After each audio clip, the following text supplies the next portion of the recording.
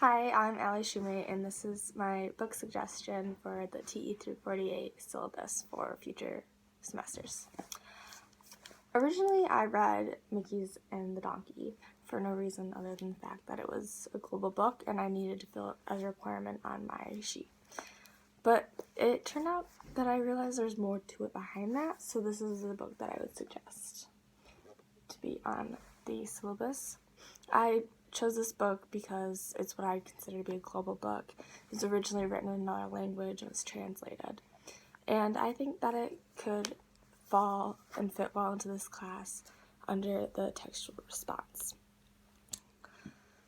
This book, there's not too many artistic elements. There's some drawings and pictures throughout. I think this is one of them specifically.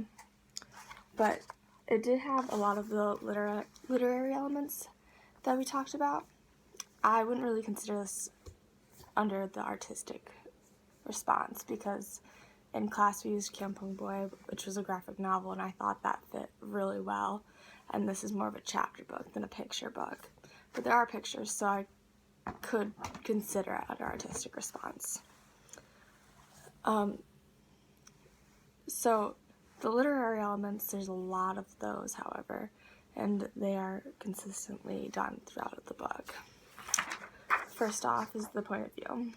The point of view is written in third person, but it follows Mikis and his donkey Saki throughout the entire book.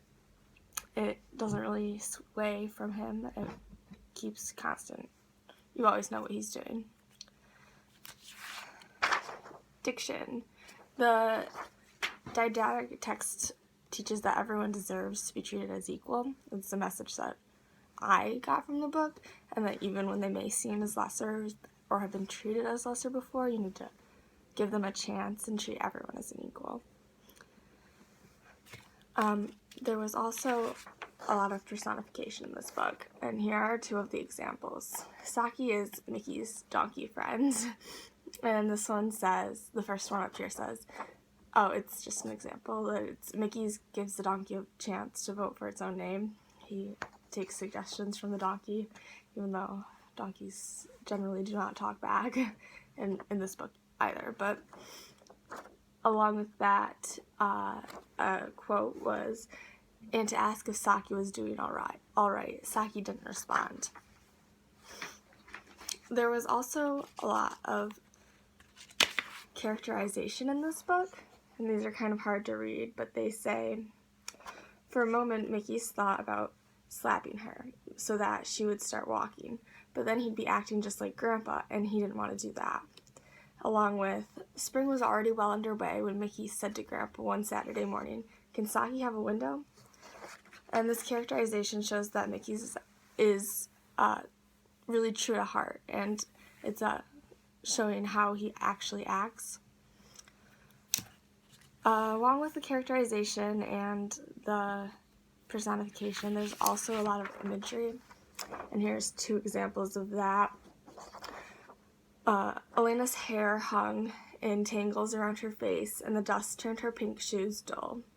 Along with, they raced across the village square, left, right, along the alleyways, up and up, past the house with 1,000 flowers, around the corner, into the yard, into the stable. And that sentence kind of cuts off, so I stopped it there. But you can clearly get a view of what Mikis and his grandfather and the donkey all see and deal with on a daily basis with this imagery. Now, as far as assumptions of childhood, I would have to say that this fits best with the child as radically other. And I am saying this because the town sees Mikis as a child, and they treat him as a child. And they don't take him seriously in his endeavors, even though he's proven himself to be more than just a child.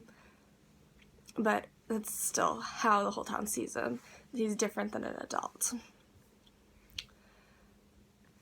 I think that this book could fit well into class, but there's also some reasons that I wouldn't recommend, that I wouldn't necessarily choose it if it were up to me.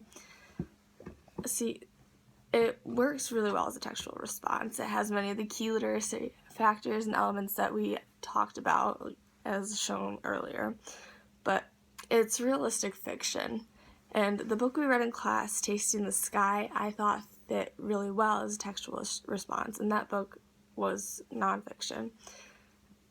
And Tasting the Sky had a true and hard message behind it. Some of the scenes were hard to read because there's a lot of heavy content in it. And Mikis and the Donkey is definitely a children's book. It's not a difficult read. There's no heavy content. Tasting the Sky, I feel, was written towards an older audience, and this is definitely for younger children. It's an enjoyable book. There's no hard issues, and you know that everything's going to work itself out in the end. There's no fears that something horrible will happen. I do like this book, and it's not very critical, however, but it was a good read, and I think it could work in this class. In the end, it is a global book. It fits that requirement. It has lots of the key elements needed to write a textual response. There's pictures, not very many, but it could be used as an artistic response because many of the pictures are very well done and very detailed.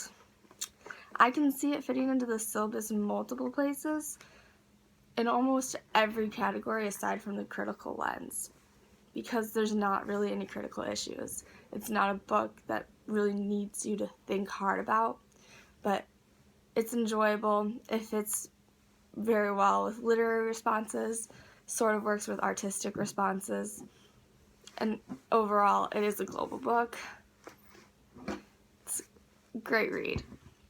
So those are my reasons for choosing this book and supporting this book for it becoming part of the syllabus for future years. I think it could work well. There's some downfalls, but every book has a reason not to choose it, and this one has many reasons to choose it, so I think it could be worth a shot. Thanks for listening.